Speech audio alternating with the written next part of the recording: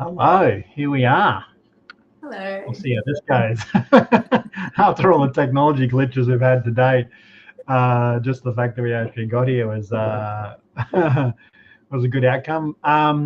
So we normally have this weekly podcast catch up for People Purpose Place, just specifically talking about different ways of living, different challenges in the housing, and generally we're just trying to have conversations about the housing crisis from different perspectives. Normally we catch up on a Monday. Obviously, that's not always practical for everyone because obviously there's a thing called work involved. So I thought we'd catch up on today being Sunday. And I've been keen to catch up with Linda Finlay, which unless you can catch up how it's going on, this is my sister.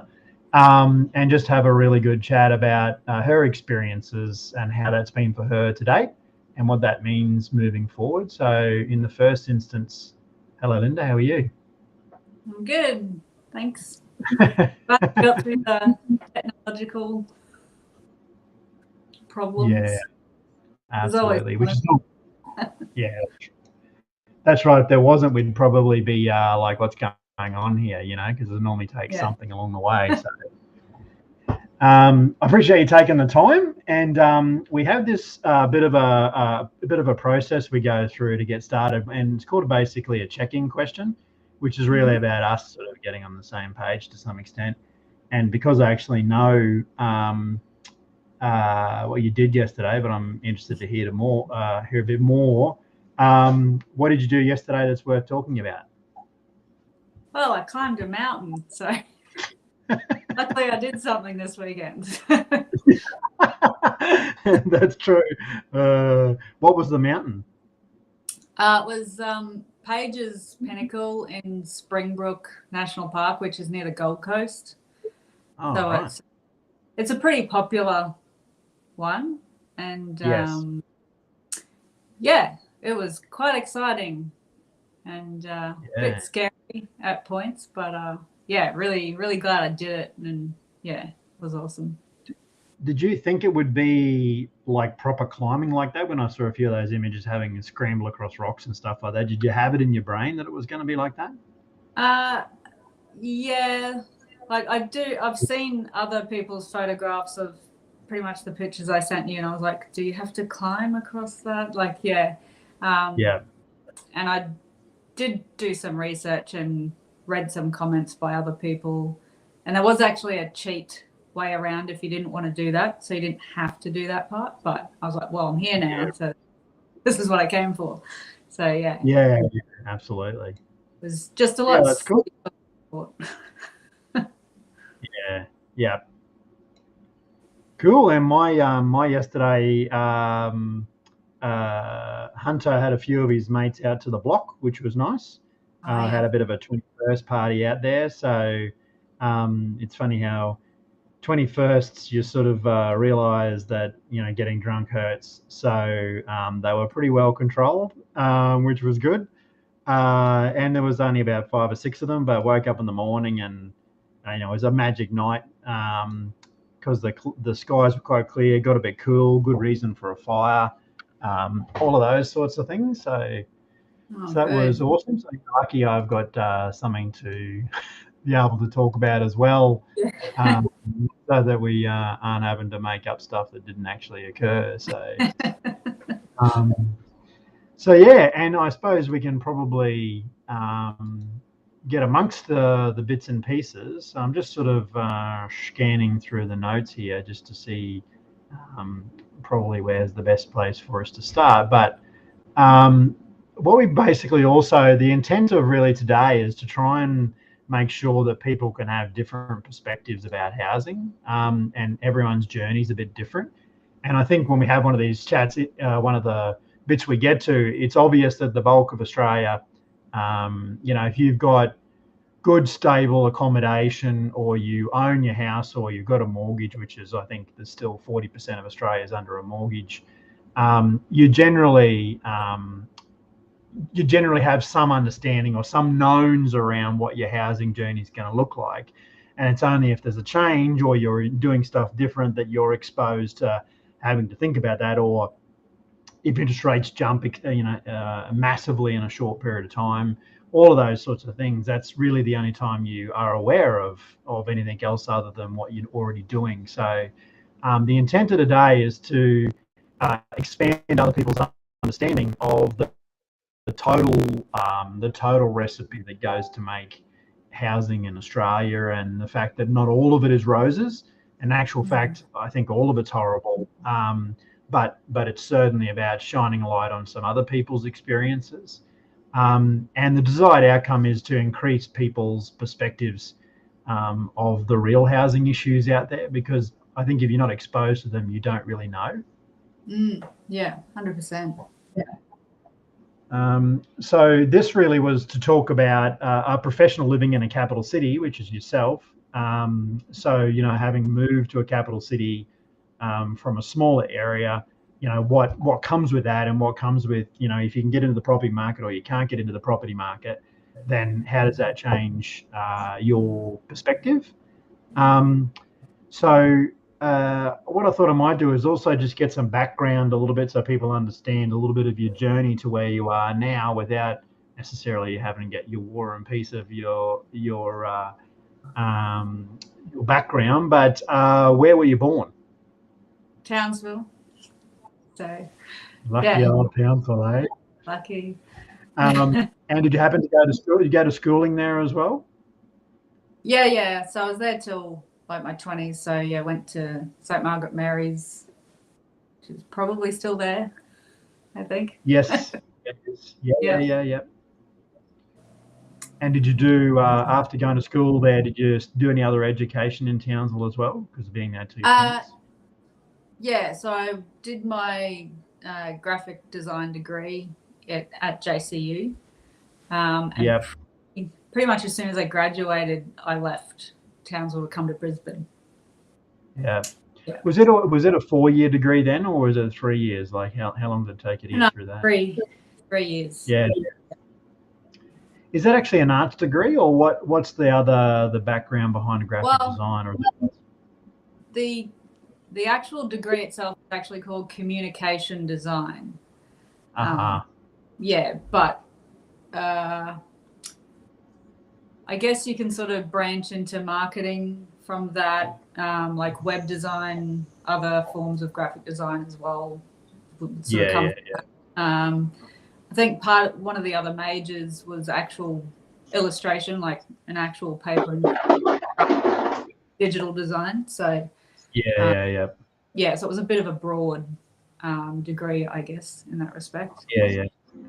So if you finished that in your early 20s and left Townsville to come to Brisbane, did you find work immediately in that field, or what did you do when you first got to Brizzy?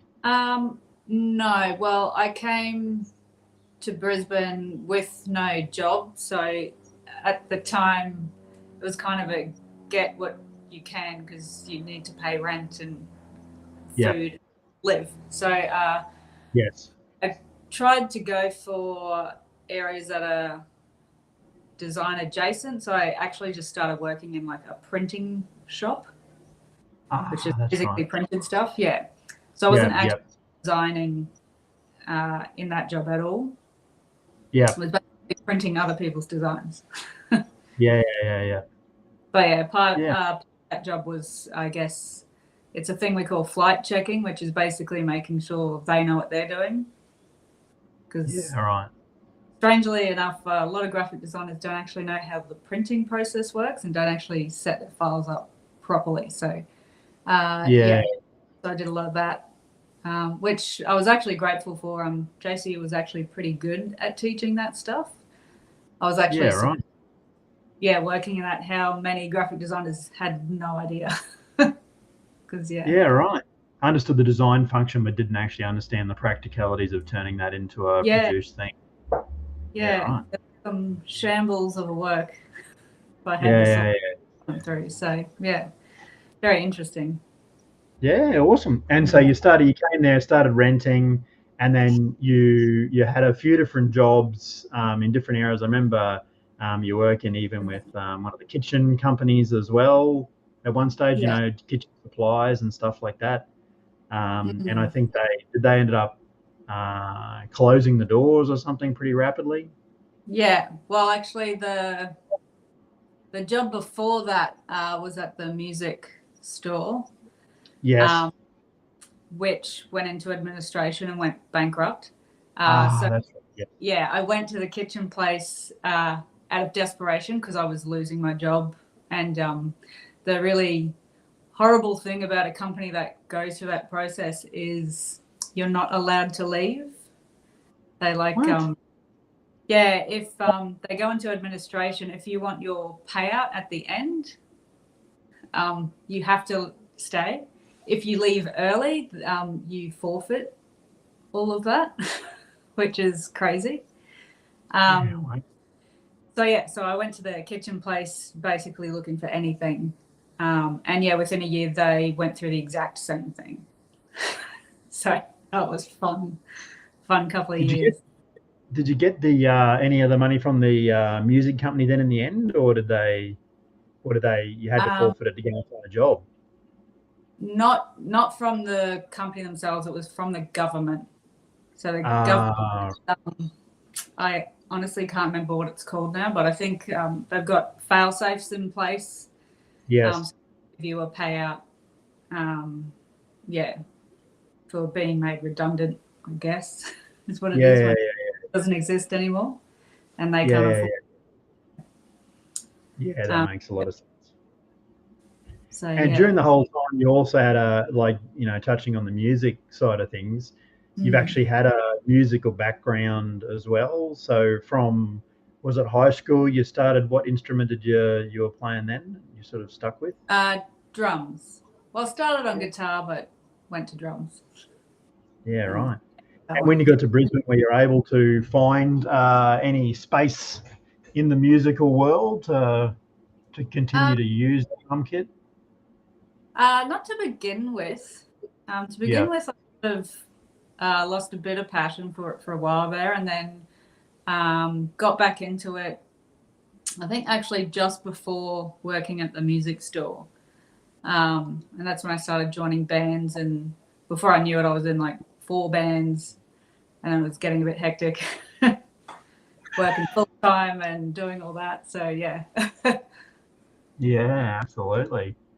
And as a part of that, I think even so, zooming forward to now, you have sort of been able to get more back into that graphic design space. Yeah, it was kind of, I think when I graduated university, I was a little bit disillusioned. I thought it was a wise career choice because obviously my other degree I was thinking of doing was in music, and I went, oh well, how am I going to make money from that? And so I kind of went to graphic design because I thought, oh well, that's a more corporate industry that I could actually make a living. Yeah. But when I graduated, it seemed like everyone was a graphic designer. So jobs were just, there was like, 100 people in one job sort of thing. And so it's taken a while for me to get back into graphic design. And for a little while, I didn't think I would. But now I work in a music wholesale company. Being the in-house graphic designer. So I've managed to get both those things working together anyway, which is pretty cool. Yeah, absolutely. Been able to get back into, something that you enjoy doing, as well as trying to find a way to make, at least be able to make it so it's viable for you to work in that space. So it's good to be able to get to that point. And also, I know you still do some work at the radio station as well. What radio station is that one? 4ZZZ. So it's community radio. I think it's Australia's longest running. I think it was the first radio station on FM, like in 1975. So it's been around for ages, and has a really great community. So I've been volunteering there for I think 8 years, maybe 9. Yeah. So I don't play music. Cool. I play other people's music instead. Well, as you said, I mean, I've always wondered about this. You know, I can imagine even as like a, you know, if you're a full-blown producing artist, like I wonder at some point where you get bored playing your own music, like, you know, if you've all been known for a certain song and you have to play it every night all over and over again, I mean, you must feel, I suppose, a pat on the back for being able to get paid to do the thing you love, but at some point you must also go, wow, that's can be a bit of hard work. Yeah, it can be a bit monotonous playing the same stuff Yeah. all the time, especially like the band I was in. I think one of our most popular songs was, I think everyone in the band hated it. So everyone wanted to hear it, but no one wanted to play it. So Isn't that ironic, you know, other people's ears, you know, like how yeah. other people, you know, can really like a song, but you go, it's not for me, but yeah, there you go. That's pretty cool. Well, it's good to get a bit of the background side of things. And I thought we'd just jump into, it was funny because when I thought about having that chat to you, I'd also, you know, you start to see conversations pop up. It's like when anyone says you want to buy a red car, you start to see red cars on the road. And I was only the fact that was watching some Facebook comments come around about renters, and I just was going to share and walk through the conversation that went back and forwards, because I was a little bit surprised myself that these comments were out there. Like, I'd assumed that most people had a fairly good understanding of what the challenges were with housing, but after seeing, and this is on Everything Townsville, the Facebook page, so it's probably not exactly the best place to start to get a diverse opinion of stuff. You know, there's a hell of a lot of bogans in there having their 10 cents worth about, you know, wearing their Crocs down to the shopping centre. But outside of that, there certainly was some interesting comments. So originally, I caught my eye because I saw this thing pop up, which the cost of owning a house, and it's got the renters are holding it back, and the landlord's this innocent little child out the front there who's getting crashed by the renters holding back, the cost of them owning their house. And I was first time I saw it, I was like, I don't quite get this in the first instance, but I literally just glanced back at it, and then I went back to it literally, probably about 10 minutes later, and then I saw comments like this one starting to pop up and really get a lot. There was probably 5 or 6 who were absolutely along this line, which is, if renters don't like it, they can always buy a house, just saying. Sick of hearing renters wins. Landlords take all the risk and financial burden. Maintenance rates, insurance fees, and the stress of all skyrocketing at the moment. If you don't like paying rent, I think it's unfair. Go and buy your own house or live in a tent. And I was like, and then it got 231 likes, and like some of the other rational stuff that was popping through there was just straight through to the keeper. So I sort of put a team post in there first, which was basically saying, hey, look, you don't realize there's a lot of people out there who literally can't buy a home, right? Like, if you're, a couple of things happen. If you, one we've talked about, if you want serviceability, you probably need 2 people in the loan. You probably need stable employment for a really extended period of time. If you're moving around and all of those things, you probably can't always make those things happen. So I just put in a fairly tame one. And then I got this one, if you cannot buy a house, that's unfortunate, but it shouldn't become the landlord's issue to fund your lifestyle at a reduced rate. And I was like, what the hell? And then that's like saying, I want a Lamborghini, and you can only afford a Corolla, ring someone else. And I was like, I still didn't get it. So that's where I actually said, look, you guys really need to have some perspective here. The negative gearing concept was put into our taxation system somewhere in the 80s, I think, from memory, primarily to help keep rental. So the idea was, if the landlord could claim back the bulk of their costs, this would mean that they would be more profitable, they'd get more back on their taxation. This would promote Middle Australia to invest in rental properties. which would in turn provide a lower cost of rent and an incentive for them to do that. So that's why I thought, no, look, let's have a look at some of these numbers. Currently, there's $8.5 billion in negative gearing, which is currently going back to quite wealthy individuals, I would suggest, in the first instance. And they are expecting that to rise to $20 billion in the next 10 years, which I just did some basic math and said, the $20 billion divided by, $500,000 equals 40,000 homes a year, which could be provided from our current taxation system if those incentives weren't back. By within, I think in Queensland, the shortage of houses or shortage of people is actually 50,000. So in 1 year, we could solve the whole of the housing crisis in Queensland in one foul swoop. Now, I got a big heap of laughing emoji responses to mine after so it changed my perspective on this issue, because I quite often had been thinking, most normal people would get that housing's not as, black and white as what we think it is. And there's a lot of people who are locked out of the process. But by reading that, I know it's only a small sample, I realize it's not, and that it's a hell of a lot more complex than a lot of people make it out to be. So what's your reaction in the first instance to seeing, those sort of comments on Facebook? Pretty angry. Yeah.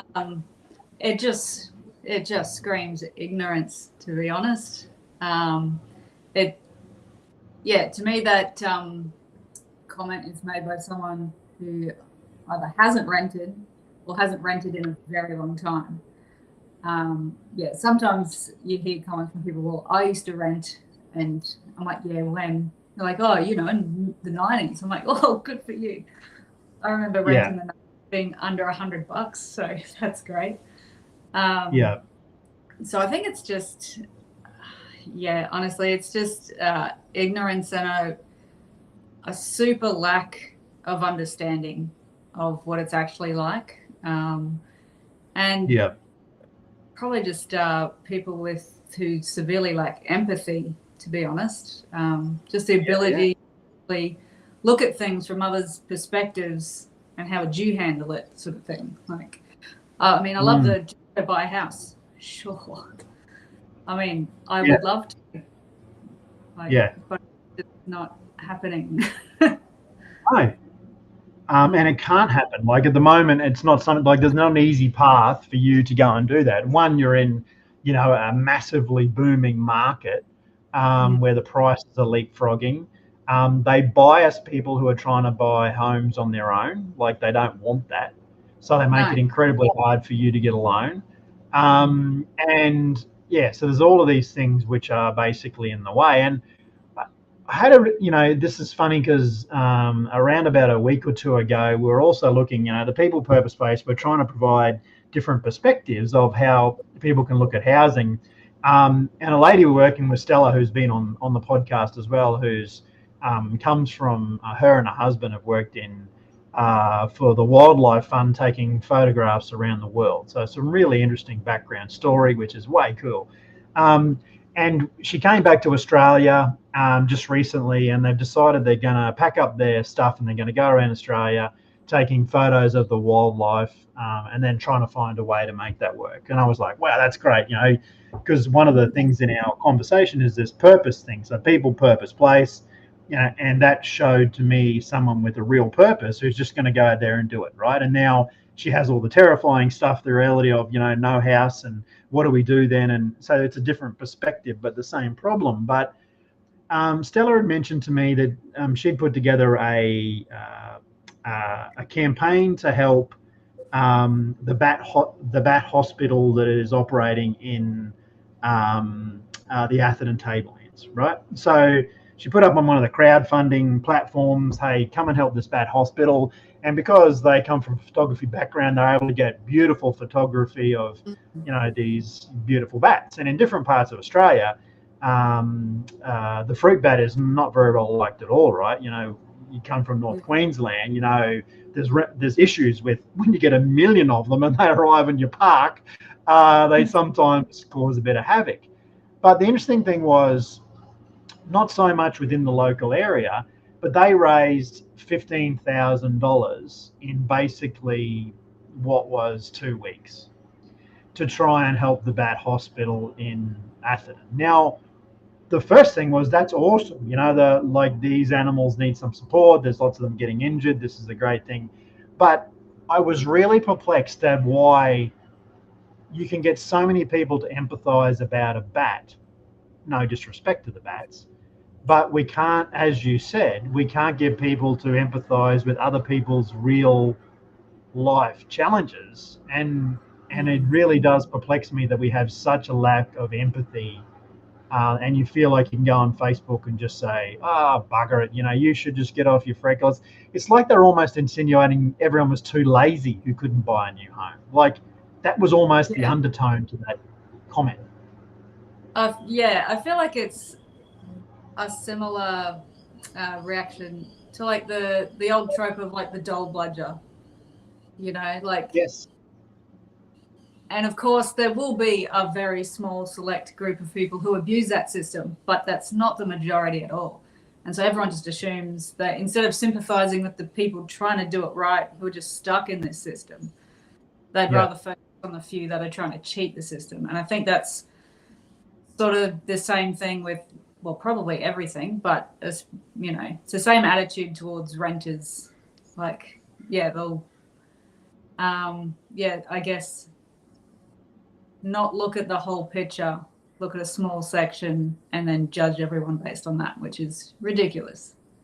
Yeah, madness. And it really does perplex me. And I think, maybe me picking something on social media is not the best place to do it because obviously everyone's trying to get, it's probably more about people getting social acceptance rather than is about anyone thinking about anything, which is why when I put in something in response there, which was, hey, here's some actual data for you to digest, there was literally the bloke underneath my comment said, funny how all those blokes who were taking the piss just before, no one's responding to you now.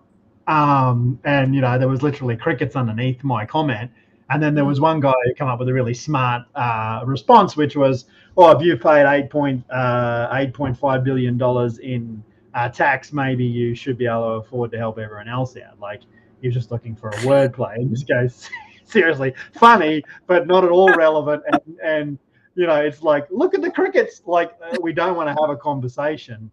And normally what happens is you either go to stupidity like that, or then they go personal. Like they start, a few times I've had people start attacking me rather than the conversation. I'm like, this is a pretty well-worn track. If you can't have an argument, argue with the person, so, that was very interesting. But so, I think that sets a really good platform to investigating, what's your journey been. So you sort of, arrived in Brisbane, coming there to basically without even a job, landing and saying I just have to do whatever I have to do to pay the bills. How did you live initially when you arrived there? Like where did you find first? Sorry? What sort of housing did you go into first when you arrived in? Oh, straight into rental. So it would have been share housing. I think there was 4 of us from memory. Yeah. 4, possibly 5 of us. It's going back a few years. I think only 4 of us. So we're all sort of the same age in our early 20s. So that's always good and bad. Bunch of young 20-year-olds all together. Yeah. And was it difficult to find a rental then? Like, was it easy for you guys to find? Okay, it was still hard then. No, as in it was easy. Oh, right. Got a house, which it seemed like an okay neighborhood, but literally like down the road, like we'd go for a walk and like see all these mansions and be like, oh geez. Yeah, right. So yeah, it was quite easy back then, and even I think the next house after that would have been me and my partner wanted to get out of sharing with people and just be the two of us. Yeah. Ended up going to this other place. Yeah, and we were there for years. It was crazy cheap. Like back then, I think when we moved in, it was $200 a week, Wow. and that was in like 2005, maybe 2004. Yeah, Wow. and like yeah, it was a bit out of the city, like Yeah. slightly further away than where I am now. Except now I'm paying, I think it's $540 a week. Yeah. So it's definitely changed quite a lot. But yeah, and I've tried living on my own. Yep. Just yeah, because I do love living on my own. Yes. And I've tried it twice, and between each time living on my own, which would only be in a unit, there's no way you could get a house. You'd have to be earning the big bucks for that to live in your Yes. own house. Yeah. I'd go between share housing between those two units, just because every time I went into one, even though I loved living on my own, having my own space, being able to do what I want in my house, the cost of it was like broke me if each time. Yeah. It was basically I would earn enough to cover the bills, and that was it. So if I ever found myself in a situation where just something came up, I had no money to pay for, things come up in life all the time Yes. that are expensive. Yeah. So yeah, it was kind of like I was just living, pay to pay, and not. There's definitely no chance of saving anything. Yeah. Or I think at one point I managed to save $10 a week. I was very adamant about my $10. But yeah, when you add that up over a year, you're like about $520. Like it's kind of laughable. Yeah. That's not a savings. Yeah. So I'm back to share housing again. Yep. So I have been for the last quite a number of years now. Yeah. And that's been an interesting journey. So balancing the idea of, and we found this quite a bit, like trying to find a way, there's benefits in sharing, but there's also obviously negatives, right? You lose your complete, because all the homes are generally not designed for everyone to have their own, space and place. So subsequently what ends up happening is everyone's sort of hodgepodge together. And did you learn anything from sharing with people, like more rather than less? Did you start to find a rhythm on how that could actually work? Like what were things that you would do to make sharing more successful? Well, one of my sort of rules whenever we look for a new house with whoever I'm living with, my number one rule is it has to have a dishwasher. And it's not because I'm too lazy to wash my own dishes. It's not really a luxury thing. It's just dishwashers make a kitchen instantly tidier. You can, it's when you share housing, I think it might be a common thing with when you're sharing is you just hate coming home and there's like dirty dishes everywhere. Like someone hasn't had the time to wash their dishes yet. So at least that's something that minimizes that. So that's like one thing I have that is mandatory because I like a clean kitchen. I cook every single night. I love cooking. And it's never great. You come home from work and to a dirty kitchen. Yeah. So I find that's one thing that helps keep that in line. so that method is that as soon as you've cooked your meal, you just put it in the dishwasher, and does the dishwasher run at certain times? Like, is that sort of a part of that as well, where you? Um, no, we just put it on when it's needed, really. Yeah. Then we'll put it on. Yeah. That makes sense. But it's usually, Yeah. And I suppose the only other real clash points is really finding, the bathrooms are probably something that I notice seem to be obviously something where do you find a rhythm or a pattern there, or do you try and get more defined rules as such? Well, over the years, I've lived with other people who I guess have similar work times to me. So we all worked Monday to Friday, 9 to 5. So it does mean that morning bathroom routine could be super annoying because you need to get, maybe you slept late and you need to get in the shower, but someone else is in there. So I'm lucky enough that the person I live with at the moment has a different schedule. We both have different schedules. So basically in the morning I can take my time, get out of bed when I'm ready, have a shower. There's no panicky thing. And I think that, I know they're only like little small things, but they can create such animosity between roommates. Yeah, no doubt. You don't want to be that person saying you had like a 10-minute shower, I was 5 minutes late to work because of you. You don't want to be that person. So just being able to live with someone where we don't ever have that sort of clash is, I think, has made a world of difference. And that's one thing I actually have. The more people we speak to, and this is probably, we've used the word sharing here, but we've learned that I don't think sharing is the way to go, like in the purest instinct. So we understand that if people had their own bathroom attached to their own actual place where they sleep, then that is one of the big stresses that appears to be a major concern for a lot of people gone. And then the kitchen, I think, is one of those things that it's interesting that you've mentioned that I find a lot of people say that's actually manageable. So the kitchen can be manageable with some basic rules, but certainly some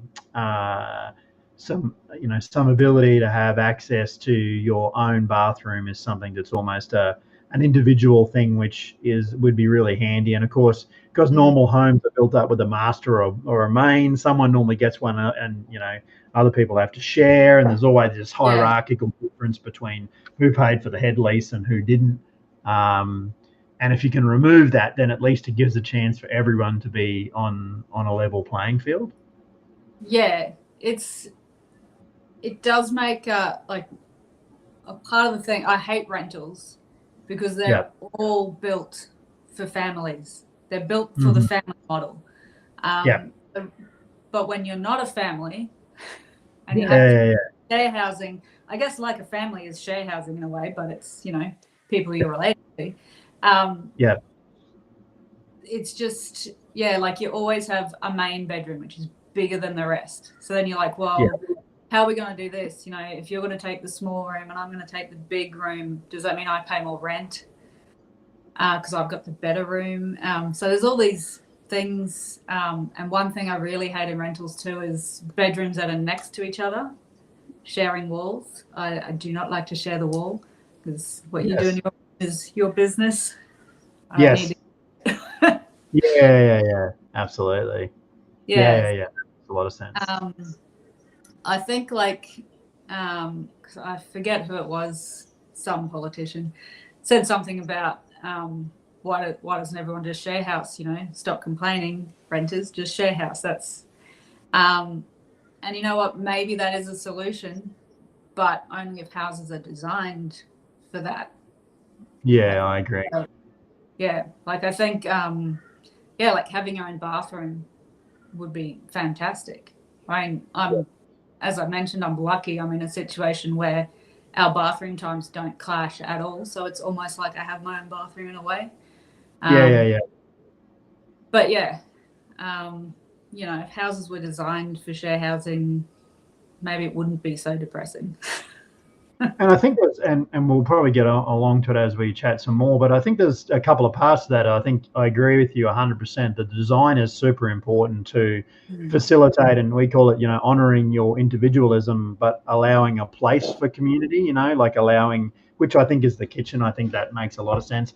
But I also think there's something to be tied up in the security of ownership as well. So one of the problems of sharing in its purest format is that always is working off a rental model, or at worst, it's going to the bank and trying to like get a loan out with three other people, which we've got some systems and ways around that, but there's obviously some challenges with that as well. So Mm. I think what you're saying makes a lot of sense, and I really do like if you had a good understanding of this whole idea of like you've gone, oh, I really do want my individual space and place, and that means I'll go and try and get one of my own, but that's almost at financial ruin, Yeah. unless you're in a high, in a high net worth situation. And Mm. then the other option is you're just forced back into sharing, and that's obviously not a good outcome if you don't know how, if there's not a way to do it, and you've found just over time. But one of the things I suppose is you must be thinking there's also a bit of a lack of security in the rental pool itself, the whole concept. One, you don't own it, and secondly, things can change. Have you had any situations where things have changed in the rental and you've literally had no control over it? Oh yeah, the rental just before this one, Yeah. we were evicted, um, and it was like for reasonable reasons. The house got flooded in Brisbane, had a February 2022 floods, and our Yeah. house got flooding through it. Sort of Yeah. missed the living areas, but still we had water come through, and it was quite a harrowing experience. I don't wish on anyone. And so the landlord wanted to try and fix the place. Honestly, I don't know how, but yeah, so they evicted us, which is just, it's really stressful to go through that. Yeah. Yeah. When you Yeah. decide to move and it's your choice, it's a lot different to when someone says get out, even if it is for legitimate reasons. It's still just a little bit soul destroying in a way, because Yeah. Yeah. there's sort of a saying I've always like to say with rentals, like in regards to landlords, that I don't think a lot of them get, is that yes, this is your house, but it's my home. And I Yeah. think forget that, when it's your home and you're told to leave, even if, yeah, the place got flooded and destroyed, it's still, yeah, it's really hard to leave, even though in hindsight, we are in a house that is 10 times better. No Yeah. risk of, we definitely checked on that. Yes. And yeah, so yeah, have ended up in a better situation. But yeah, it is still really, really just difficult to have to go through that. Yeah. Mm. Yeah, and in that actual moment, you don't know what's going to happen in the future. Like you might have not have found this home and been, to some extent, you could have been homeless. Like depending on, Yeah. like that's how literally how fickle it could have been in reality. The truth be said. Well, yeah, we, talking to other people and other renters going, oh, yeah, every time I go to a house inspection, there's like 70 people there, and like scary things like that, where you're like, oh, so it's quite difficult to just get approved for rental. I Yeah. think we were really lucky we got one that sort of worked out really well. We kind of moved out, moved in. But yeah, there's a guy I work with has been looking for a rental for, I think, 2 months. And Wow. yeah, he just keeps getting rejected. And yeah, he said that same thing. He's like, there's like 70 people at every single one. So. And I mean, I think, and that's the thing that when you talked about empathy, when we're talking about those people who are having the Facebook things, you don't have to even be that too much of an empathetic person. Just hearing you say that, I could feel myself go, holy shit, like that's pretty weighty when you don't have control over any of that.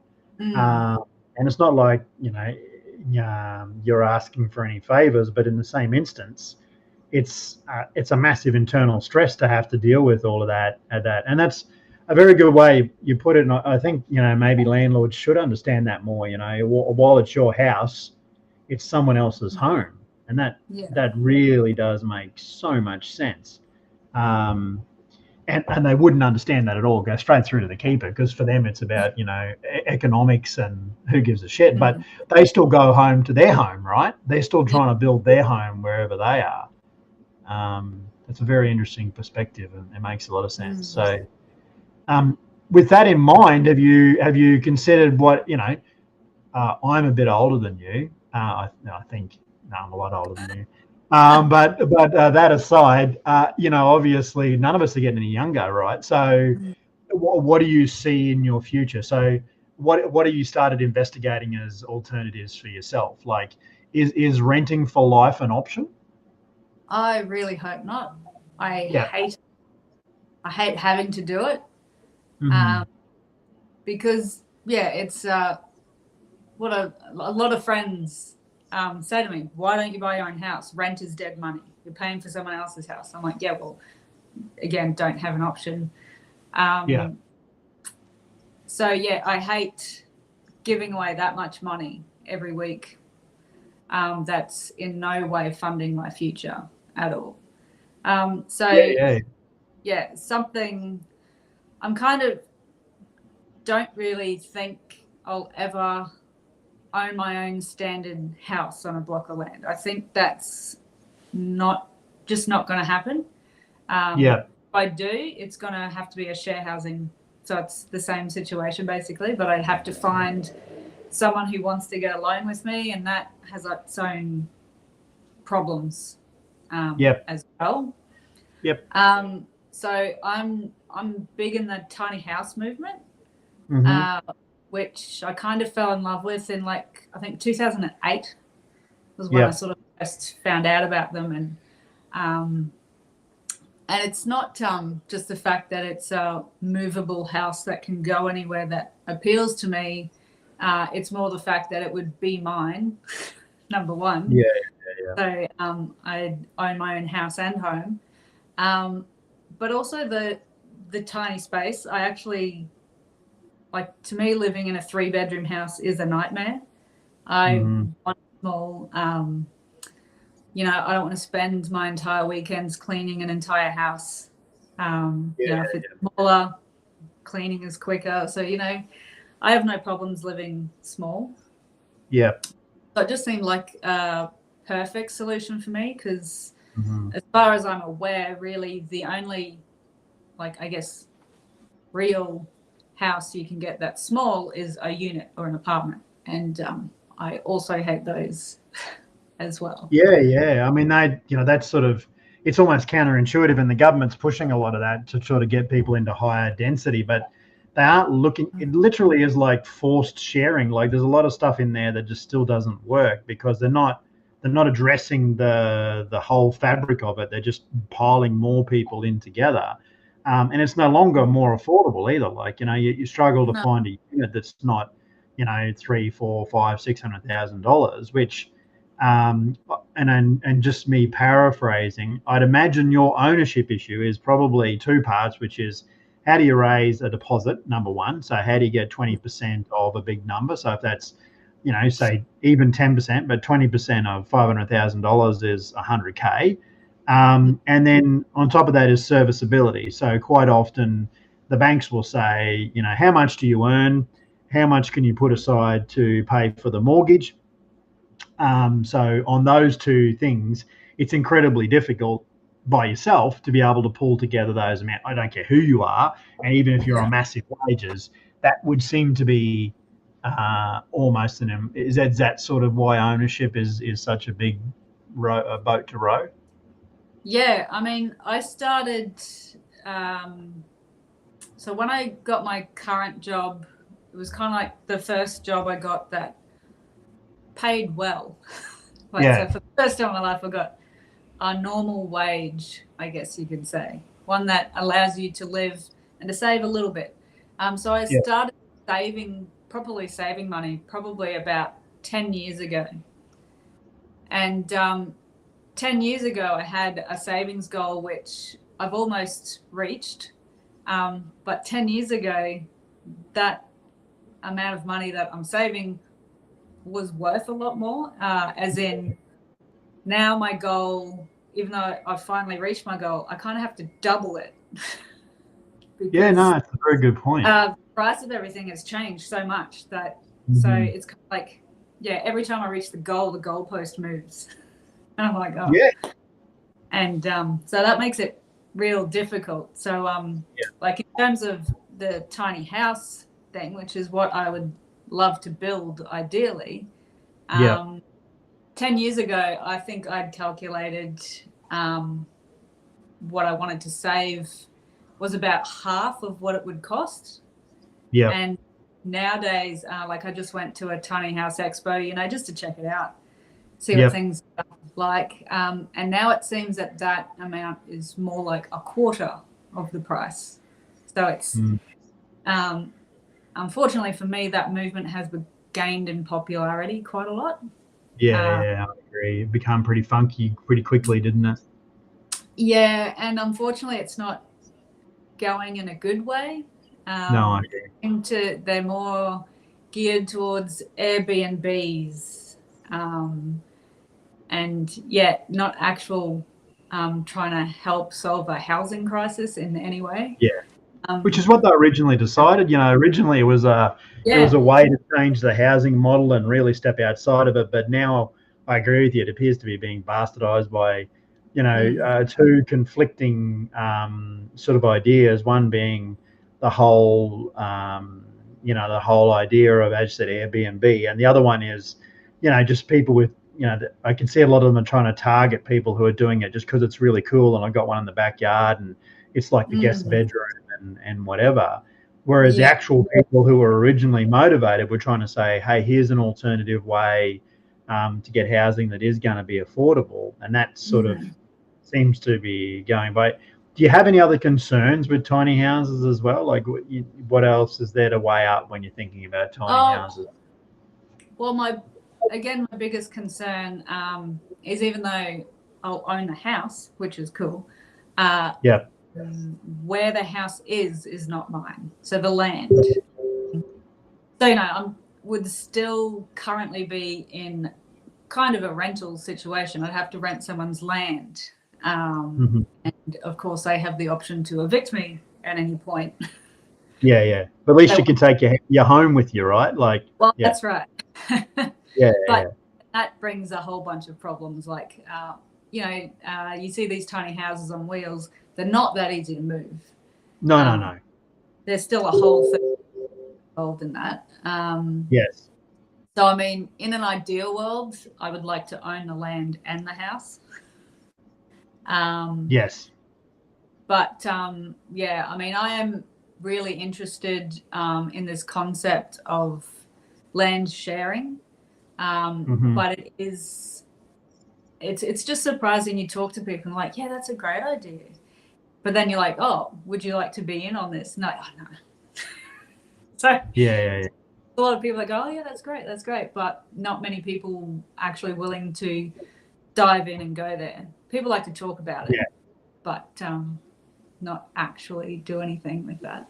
So and that's probably a little bit of where, you know, the space that you know, People Purpose Place is working in, is looking at these alternative models and finding out how you get around them. And I think one of the things I've realized from your conversation, which I'd always thought anyway, without jumping the goat, was that to some extent, you know, home ownership of some level is still really the model which is best for everyone. And then you've got to say, okay, well, once, and as you said, there'll be some times, you know, moving town, you know, all of those other things where there's still a definite need for rentals in the market, there's no doubt. But for those who don't want to be stuck, I can see that, you know, the renting for life has a world full of pineapples in it, including the fact that you can be evicted, you know, you don't have any security, things can change. If you have more or less money, you're going to be at the whim of the market and all of those different things. And that home ownership is certainly the model. And then how do you find a way that you can do that? And if it is with others, with a system that protects everyone, and then, as you said, goes from a whole lot of people talking about it to hopefully someone doing something about it. So if you were going to live in a tiny house, where would you like to be? Like, if you picked an ideal world, where would that be?